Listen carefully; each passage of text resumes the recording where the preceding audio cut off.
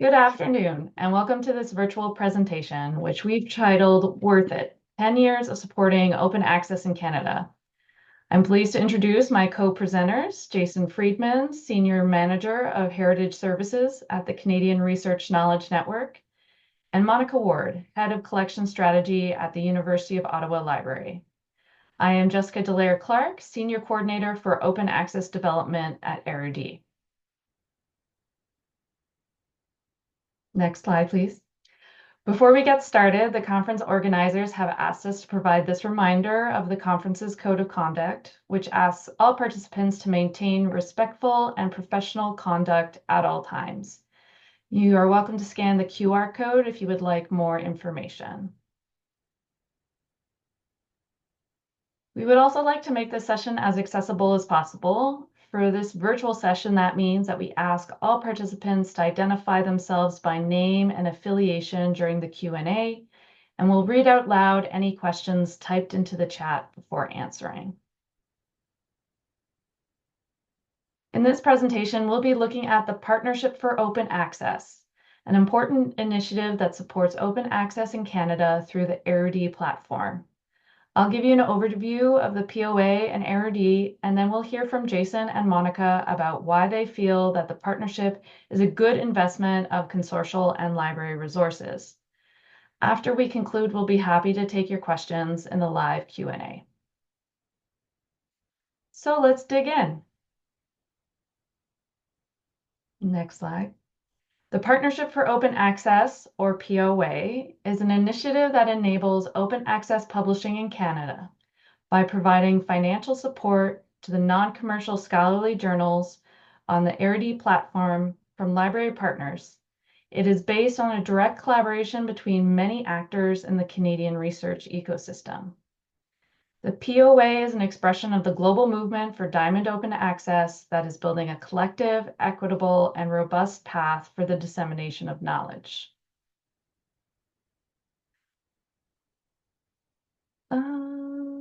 Last year, the POA supported the publication of over 2,000 articles in immediate open access, and as of 2025, it will support 260 non-commercial Canadian scholarly journals, of which 187 already published in immediate open access with an APC-free model.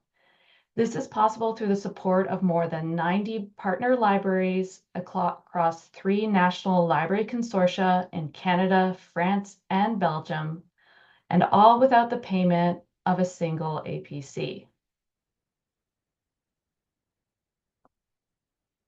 We're very proud that the POA is turning 10 years old this year.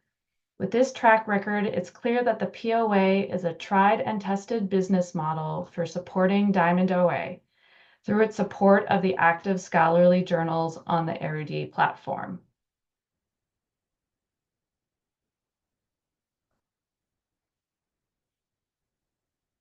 For those of you who are not familiar with it, Érudit is the leading research dissemination platform in Canada, specializing in the humanities and social sciences. More than 5 million users consult the platform every year, where they can access the full text of more than 300 journals, as well as books, proceedings, theses, and reports. Érudit was founded more than 25 years ago to help scholarly journals in Quebec with the digital transformation. It has grown into the largest bilingual dissemination platform for scholarly journals in Canada. For the first several years, all content was available in open access, but as journals lost print subscriptions, we helped them develop new revenue streams for digital subscriptions. Journals could be either in immediate open access or behind a 2-year moving wall. Consortia and libraries could purchase subscriptions to access new content, with anything older than 24 months available for anyone to read. However, that started to change in 2014 when we initiated the POA with CRKN, with the intention of changing our relationship from a vendor-purchaser agreement to one that was more collaborative and supportive of open access. With their help in 2017, we were able to reduce our moving wall for the subscription journals from 24 to 12 months without any loss of revenue for them, as well as start providing some financial support for our immediate OA journals. For this, we were recognized by ARL with an Outstanding Collaboration Award. 2017 was a busy year, as it was also when our Coalition Publica partnership with the Public Knowledge Project began. A little bit more about that in a moment. In 2018, we established our 2 international POA agreements with the French consortium Couperin and the Belgium consortium BICFB. A few years later, we crossed 2 different tipping points. First, in 2021, more than half of our journal portfolio was made up of immediate open access journals. And then in 2022, more than half of the new scholarly articles disseminated on our platform were published in immediate open access. This would not have been possible without the financial support of libraries through the POA, which was recently recognized as an example of a social innovation by a Quebecois organization. So of course we feel like we have a lot to celebrate as the POA turns 10 years old. But the POA is not the only Canadian OA initiative that Érudit is involved in. In 2017, we established Coalition Publica with the Public Knowledge Project to create an open, non-commercial infrastructure for scholarly publishing and research dissemination in Canada. We combine the strength of Canada's distributed publishing environment based on open journal systems with Érudit's centralized dissemination platform. Journals benefit from robust editorial workflow tools and increased discoverability by participating in Coalition Publica, often in collaboration with library publishing or hosting programs. The POA complements these services with financial support for journals' editorial activities in an OA context. The financial support offered by the POA often makes it feasible for OA journals to take part in Coalition Publica, making it an essential component of our services and one of the big ways we pursue our mission to promote a transition to sustainable open access. Another way we do that is by being advocates for Diamond Open Access. We recently published a statement affirming our support for this APC-free OA model, which we believe ensures equity and diversity in scholarly publishing, both for the authors publishing their research as well as for the research that is made available to the public. It also just makes sense for our Canadian context, where the majority of scholarly journals are already publishing with a Diamond OA model. And with that, I'll pass it over to my colleague Jason, who will tell you a little bit about why CRKN has been such a supportive partner of the POA. Thanks, Jessica. So I'm here speaking on behalf of CRKN, the Canadian Research Knowledge Network. We are the National Library Consortium in Canada. So a lot of what we do is negotiate agreements, oftentimes with large commercial publishers. And I have to say, pre-2014, while Érudit was not a large commercial publisher, it was more of a traditional kind of vendor consortium relationship. We try to get the best terms for our members. And I think at a certain point, we realized, I think thanks to Érudit's initiative, that really didn't make sense in our context, and that a partnership was the best way forward. So why partner? Shared values. I'll talk a little bit about our shared objectives on the next slide. Shared members. Many of the members of Coalition Publica, members of Érudit, are also members of CRKN. So it doesn't really make sense to have an adversarial relationship against your own members. A shared scholarly ecosystem. So again, we not only having our libraries be involved, but researchers at our member institutions edit the journals. Many of the journals are hosted or affiliated at our member institutions. Again, we're part of one system here.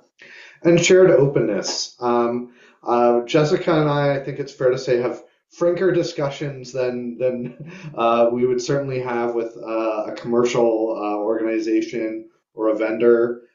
There's trust there, and there's an openness and frankness, and that really allows for a strong partnership. So I talked about shared values, and these are our shared objectives. Accelerate the adoption of open access in Canada without the need for APCs. Engage collaboratively with libraries and journals to realize an equitable, non-commercial, and robust Canadian OA publishing system. Advocate for Diamond OA, as Jessica talked about, a destination in the transformation of scholarly communication where OA journals are supported by funders, institutions, and the research community, and ensure the long-term stability of the partnership for open access and OA model with proven success, 10 years of success, as Jessica just mentioned.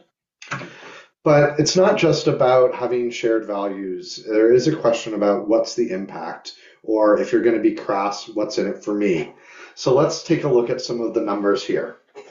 So here, Jessica and I joked, this is our favorite chart.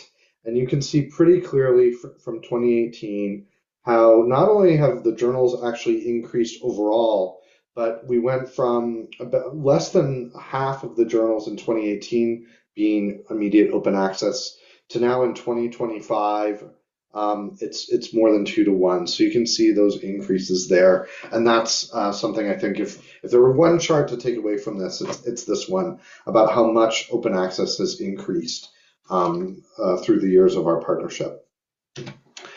Here you can see CRKN affiliated authors. These are articles by first authors affiliated with CRKN member institutions.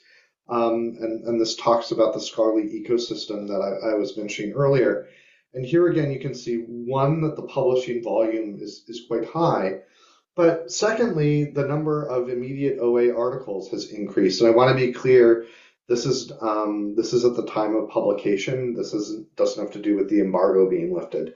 And you can see there that we're nearly at 1,000 for the last year OA articles that we have publication data available. And I think we're hoping we'll break 1,000 once we have the 2024 numbers in there. Authorship across CRKN member institutions. So as Jessica mentioned, Érudit began in Quebec, but really when we look at publishing in Érudit journals, it's across the country, and I have a nice map to show in a second. But you can see here how actually the number of CRKN member institutions publishing in Érudit journals, has actually exceeded the number participating. So we're actually hoping to increase our participation level going forward. And here is the aforementioned map. You can see, again, a strong publication output in terms of Quebec. But I do want to mention that this is quite national in scope. We're particularly happy with the numbers in the West, British Columbia and Alberta, as well as in Ontario and the Atlantic. So it really more and more increasingly is becoming a national platform and a national agreement, more than just sort of the initial strength in Quebec. And here also article language by volume year. I think Jessica mentioned this briefly. There is and continues to be a strong French presence on the Érudit platform, but as you can see, those English numbers are steadily increasing, and we expect them to continue to increase. Canada is a bilingual country, and that bilingualism is pretty clearly, I think, reflected in these numbers. And we really do not like to make this comparison that you're about to see on the chart, but we kind of feel like we have to. Érudit is a partnership.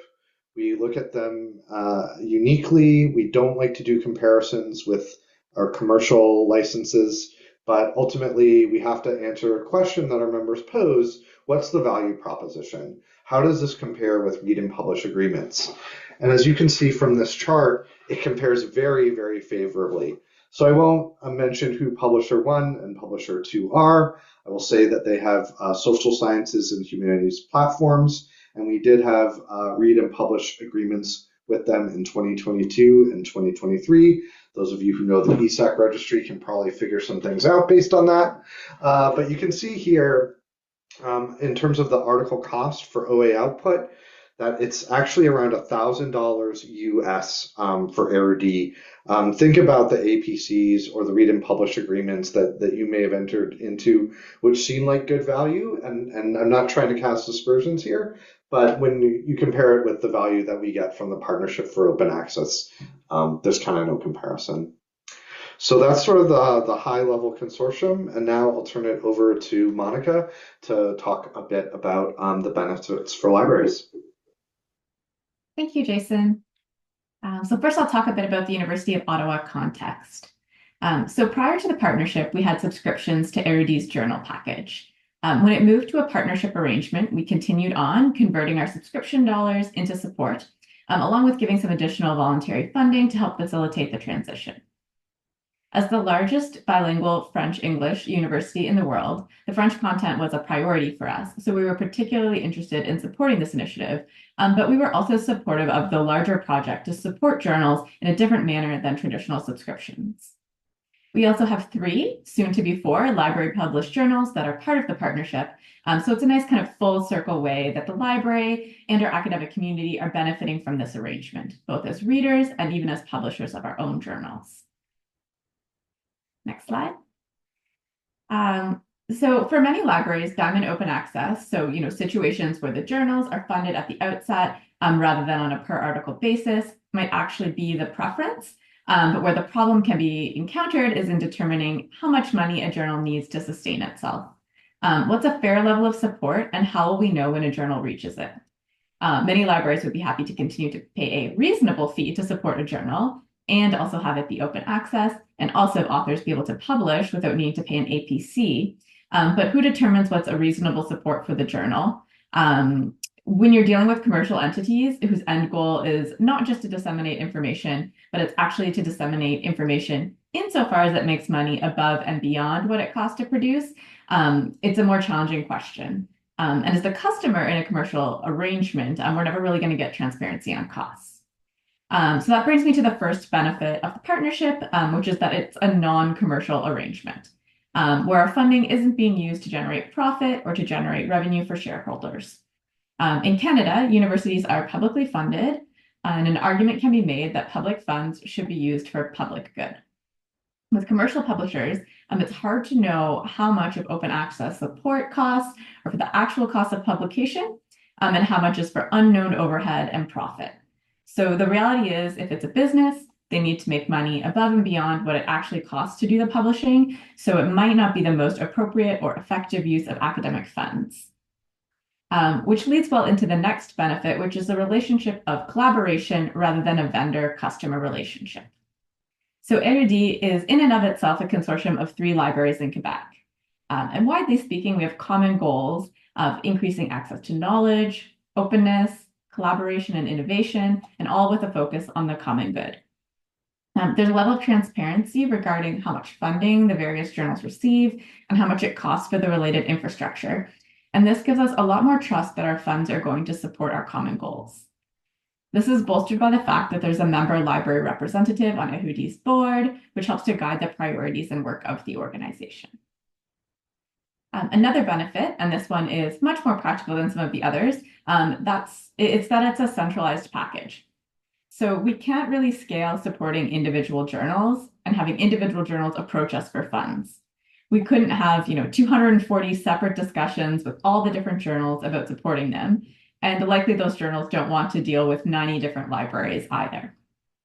So this hopefully lets journals concentrate on their work of publishing quality articles and lets the library just deal with one central package of journals, which does mimic the way we do a lot of our collection development, which is purchasing journal packages rather than individual journals.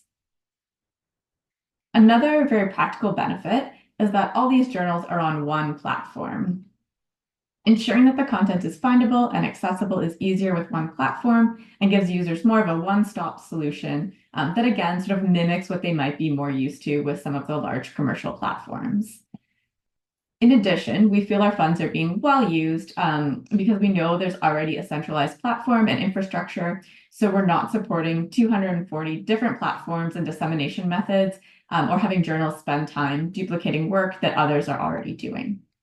And so that's an important element of the partnership. It's not just the content we're supporting, it's the infrastructure too, which in the long run is a more sustainable approach, cost-wise, and even thinking of stability of access or long-term preservation. And so the final benefit that I want to mention, and I would say this is one that's really important, and that's the underrepresented voices. So because Érudit isn't limited by commercial market forces, it's a great avenue for minority voices or content that might otherwise be missed by the large commercial publishers. So for us, That's topics of specific importance to Canada or Canadians and publications in French. But for any libraries anywhere that are looking to diversify their collections, this could also be a consideration. It's also humanities and social sciences content, so that helps balance out our collection, as many of the large packages are more STEM focused. Although there's a specialty in French language and Canadian content, there's a lot of English language content as well, and other research topics or voices that might otherwise not be published by a commercial publisher. I also think there's a lot of room for future opportunity because the journals that are part of the Érudit partnership aren't limited by what might be like a marketable to a large audience. So I think the partnership has the potential for really helping to diversify our various library collections and diversify the larger publishing landscape. So hopefully we've demonstrated that a partnership for Diamond OA based on trust, shared values, and a common goal of delivering equitable OA options can be successful and is definitely worth it. So thank you for joining us for the presentation, and we'll now move over to the live question and answer section.